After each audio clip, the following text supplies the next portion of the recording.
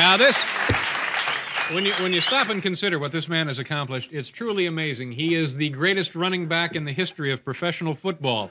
He has also been involved in a wide range of other activities, from motion picture acting and production to airport security in Grenada. That's right. We're delighted to have him with us tonight. Please welcome Jim Brown.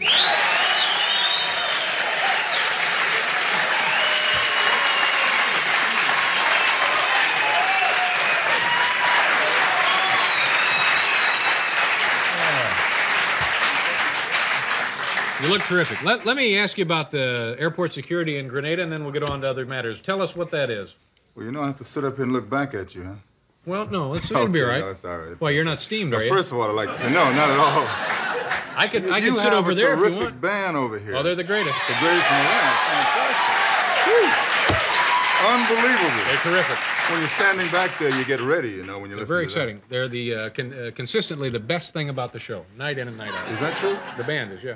Oh, well, I'll tell you about Grenada. No, I'm a director in a company called the High Tech Engineering Company, which is out of McLean, Virginia, and we do security. Yeah.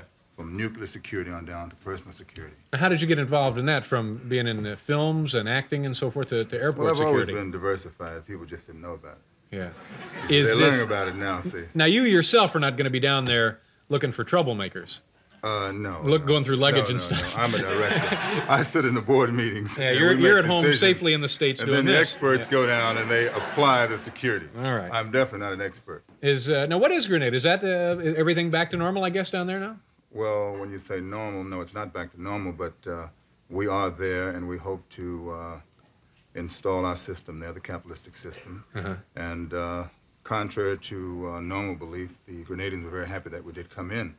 And now what we're trying to do is create business joint ventures with the Grenadians. Now, have you done this at other airports or just down there? No, this will be our first venture. It's a new company. Do they know anything about this? Anything about airport security? Our company? Yeah. I mean, it's your first one. We have some of the greatest people in the world. You see, we have a lot of ex-government people that, as far as the expertise, they're the best in the world. So everything's cool? Oh, yes. Okay, great. Oh, yeah, everything's going to be great. You don't have to worry about it. Caribbean Basin is secure. All right. Now, You'll still be here. I mentioned there's some unbelievable things. You played 9 years in the NFL. Football, 12, 14-game seasons in those days, right? Yes. And you played every game. Yes. No injuries, or did you just play with the injuries? Well, let's say that you just play. A lot of it is because you want to play. You can always find an excuse not to play. Yeah. There are always excuses. And you retired at a relatively young age, didn't you? Well, actually 29, technically. Ooh. Now, there are guys playing well into their 30s these days. Yes. And even later. Sure. Now, Jim, are you serious about this deal coming back to the NFL? You're 48, right? Yes, I am. Mm-hmm. And you are serious about it? But what does 48 have to do with it? Well, I think... I'm curious. Well, to my way of thinking, I don't know. 48, you're a successful executive. You got these airport things going. You're making a comeback. 48, I don't know. Do you feel any different now than you did at 29? Of course I feel differently. First of all, I feel that I know a lot more. I'm much smarter than I was at 29. Mm-hmm. And I've always been in condition. And, you know, everything that's ever been done in this country and all over the world that's great has been done when people disbelieve that it could be done. Sure. You see, I don't believe that anyone should tell me what I can't do. I don't believe there's any age that you're finished. I feel that I will be relevant forever. And I'd like to motivate other people to be relevant forever. After all, the 747 flies, David. You know, if you don't know anything about,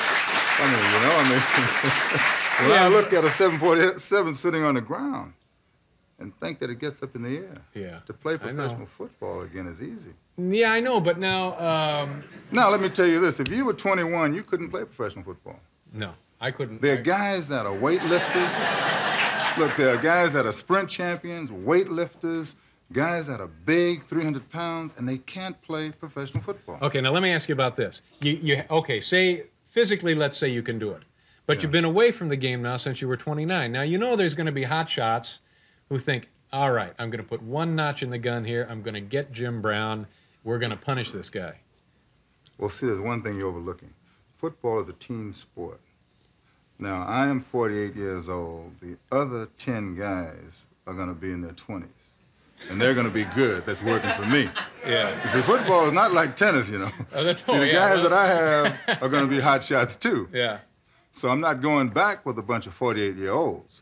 I'm going back myself, and I'm going to use these young, strong guys, and I'm going to direct them and utilize some of the techniques that they have not learned about running the ball yet. Yeah. Well, now that makes good sense. Don't go in there with a line of 48-year-old guys. No, I don't want to do that. Okay, now tell me what does all this have to do with Franco Harris? Now, if Franco Harris breaks your record, it will have taken him more years, longer games to do it, right? It's taken him everything longer. Now, I'll tell you what it is about Franco. You see, we are a country that believe in youth. We're always trying to replace somebody, and we don't always do it fairly. So while they were talking about all these guys, every year it's a new guy they bring to me. They brought Earl Campbell, they bring in Eric Dickerson, they bring in Franco, Walter Payton, they bring in everybody. Nobody's come really close, have they? And everything, and he almost came close. No one's ever done it, but they're always doing that, right? So here's Franco, and he's been a great player. 4 Super Bowls, he's been a leader in Pittsburgh. He's a fine young man, but he's now running out of bounds. He's staying around. He's playing half of a game. You think he's just accumulating yardage? Of course, he's accumulating yardage without being the focal point of the team anymore. Now, what's the record? 13,000 plus? I don't know the exact number. How close is he, do you think? He should break it next year. Now, you are going to be playing next year? Well, first of all, we're going to run a 40-yard dash. Oh, that's right. You challenged Franco to a 40-yard dash. Yes, and he accepted on national television.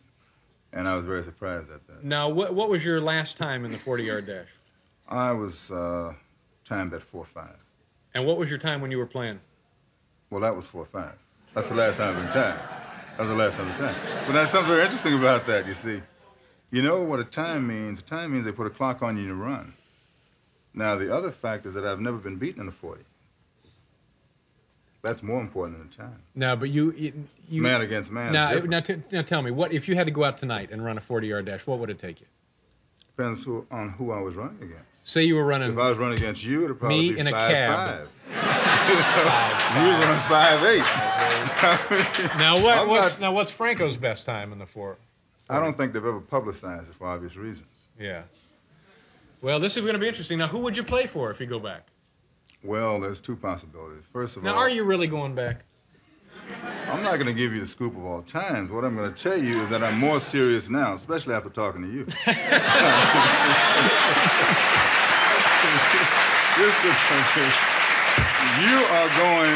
You are going to make me prove it. I'm going to tell you why. You see, there are a lot of people out there over 40, and they're beautiful. They'd love to see it. And they're strong, and they know what quality is. And we're not always selling quality today. Well, we're selling entertainment in sports, I know, but you're an entertainer. I don't think, well... The football player, well, I mean, you said it, not me. Yeah, I know, but see, I don't think people would ever dispute that you were the best running back in the history of football. But that's not the issue. But so what happens if you go back and it doesn't work out? Now, that's going to be the memory that people have, huh? Well, let me tell you something. I've never lived for their memories. Because Monday morning when I have to pay the bills, I have to pay them. Yeah. No one else does it. Everything that I've ever done, someone told me I couldn't do it. Give me a hint. What team would it be? Would it be the Raiders? Are they going to... Well, it would have to be the Raiders in the National Football League, the Express in the United States Football League. But it's got to be in the NFL to make this... Well, yeah, that's true. Yeah. But it would have to be the Raiders because, you know about the Raiders? Oh, yeah. Dallas is considered America's team, right? Yeah. I'm glad you said that.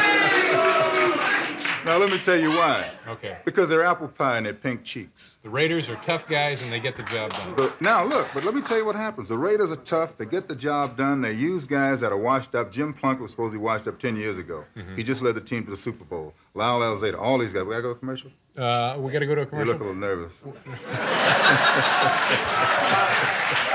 Okay. But anyway, all right, the Raiders are made up of a bunch of misfits. Okay, we'll take your time. We got to go to a commercial so I can get my composure back.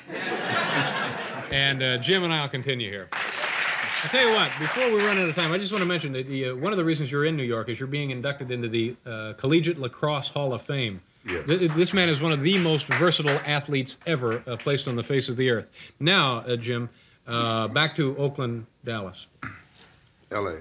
Dallas. L.A., Dallas. Now, you were saying that... that was a big lawsuit between Roselle and Al Davis. Oh, that's so right. It's clearly They're LA down in now, L.A. now, yeah. Because the court said that. But Dallas, you don't think is America's team? Oh, not at all, because there's a lot of... I'm sorry, ladies. There's a lot of... There's a lot of, you know, it's like America tries to be other than what it is. The Raiders have all these guys that nobody can handle, yet they get along and they produce and they win. These are misfits, cast-offs? Yes, and they work together. And you never hear about drugs with the Raiders, right? Yet when you look at the Cowboys, a lot of their guys have been heavily involved in drugs. So when you talk about America's team, you're talking about different people that are working together to get the job done. Who exemplifies that any more than the Raiders? Who is more of an American than Al Davis, who takes on the system and wins? I gotta go with the Raiders. Yeah.